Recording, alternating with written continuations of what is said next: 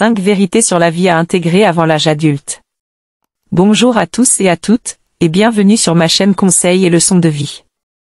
Aujourd'hui, je vais vous parler de 5 vérités sur la vie que j'ai apprises au fil du temps, et que je pense qu'il est important d'intégrer avant l'âge adulte. Ces vérités peuvent vous aider à mieux vivre, à mieux vous connaître, et à mieux vous orienter dans vos choix. Alors, sans plus attendre, commençons. 1. Que tu réussisses ou non, l'indifférence règne. Ce que tu entreprends, fais-le pour ton propre compte. Pour nul autre que toi-même. La première vérité que je veux partager avec vous, c'est que le monde est indifférent à votre réussite ou à votre échec. Peu importe ce que vous faites, il y aura toujours des gens qui vous soutiendront, et d'autres qui vous critiqueront. Il y aura toujours des gens qui vous envieront, et d'autres qui vous ignoreront.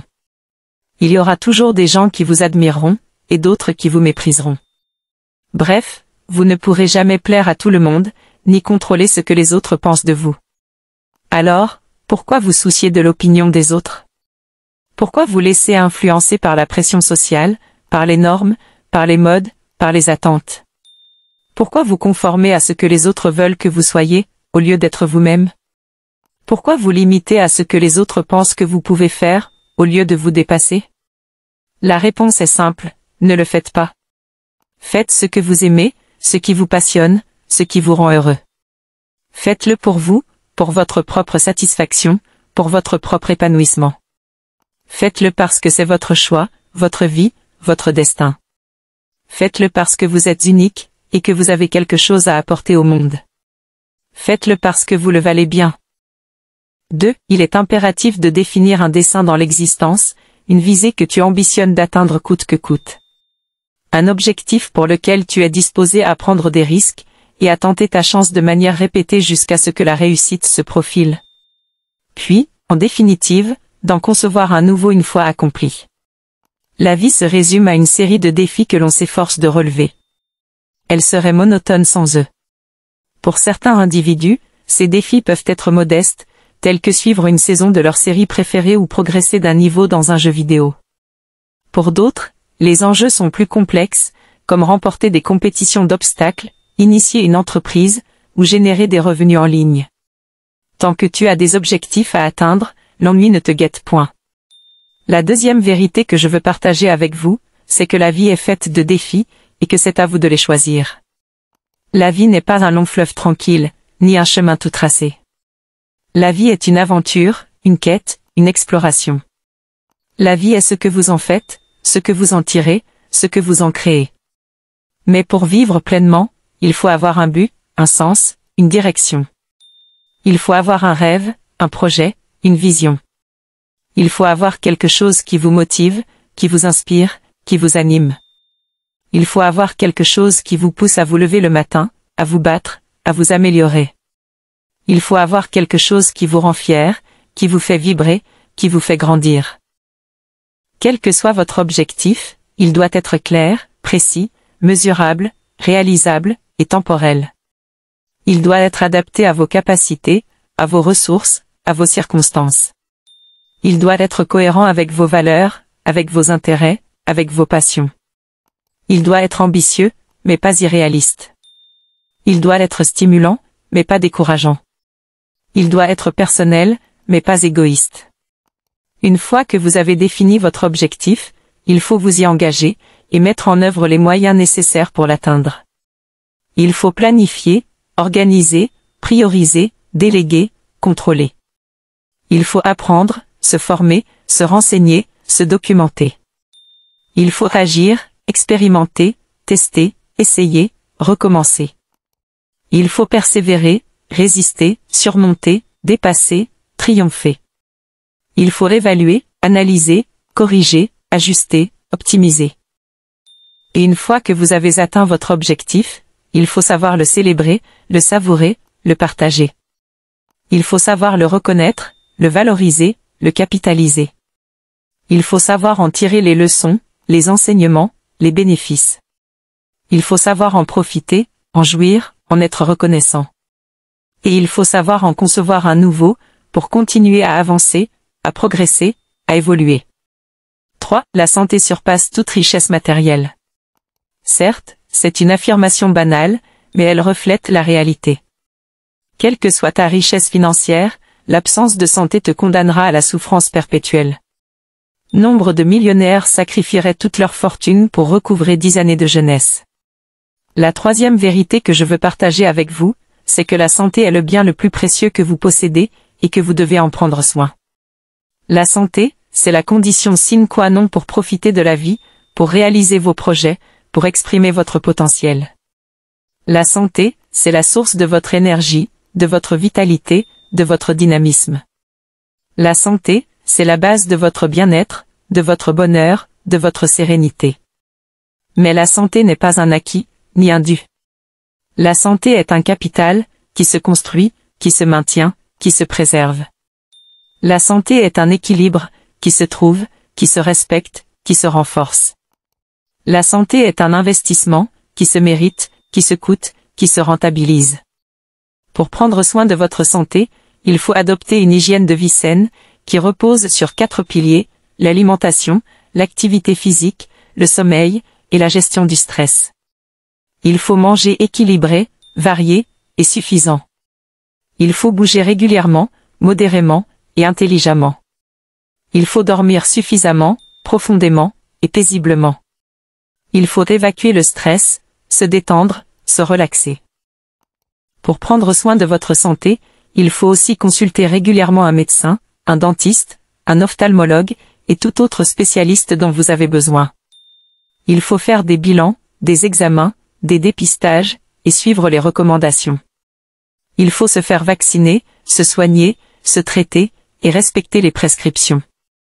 Il faut être à l'écoute de votre corps, de vos sensations, de vos signaux.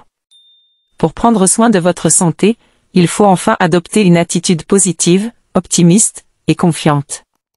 Il faut croire en vous, en vos capacités, en vos ressources. Il faut vous aimer, vous respecter, vous valoriser. Il faut vous entourer, vous soutenir, vous encourager. Il faut rire, sourire, vous amuser. Il faut être curieux, ouvert, créatif. Il faut être heureux, tout simplement.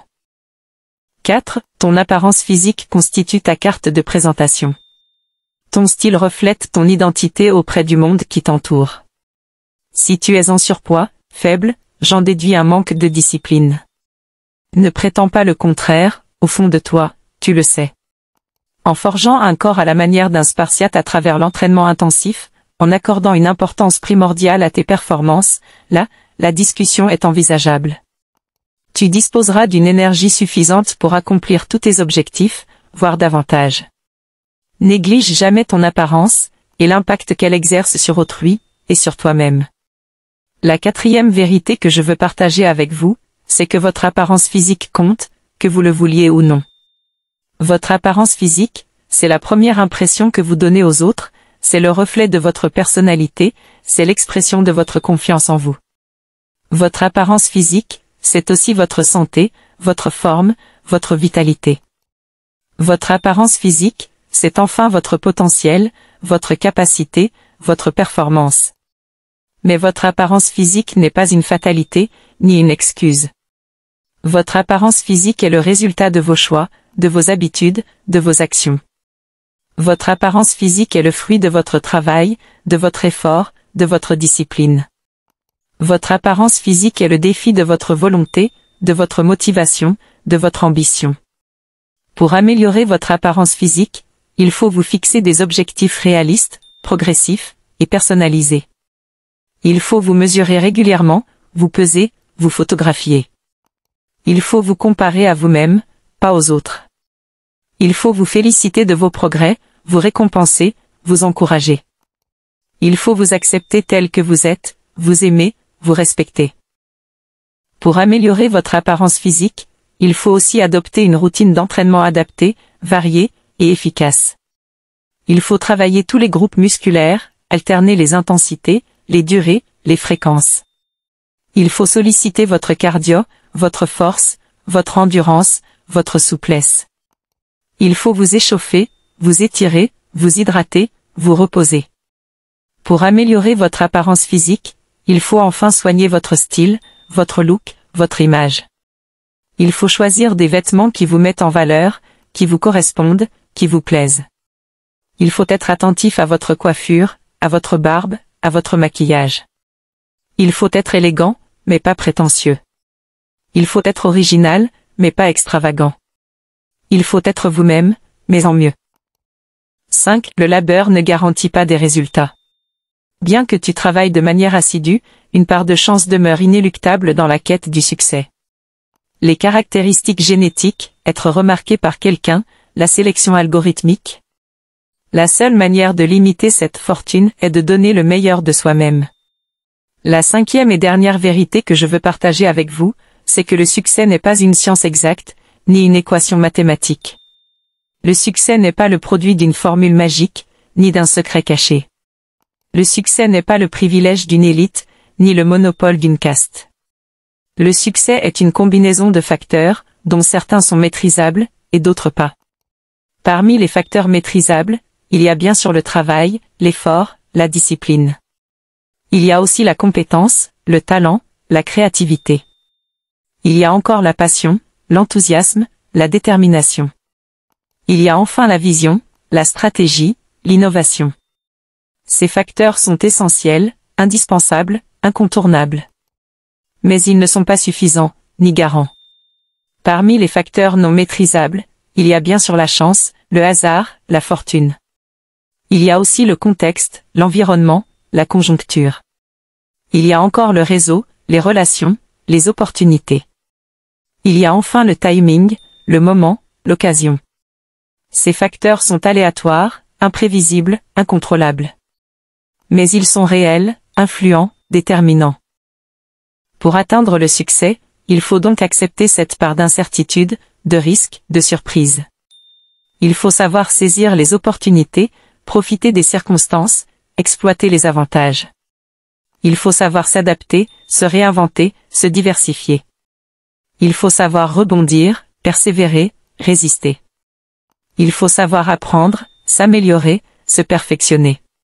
Et surtout, il faut donner le meilleur de soi-même, à chaque instant, à chaque étape, à chaque défi. Il faut donner le meilleur de soi-même, non pas pour les autres, ni pour le résultat, mais pour soi-même.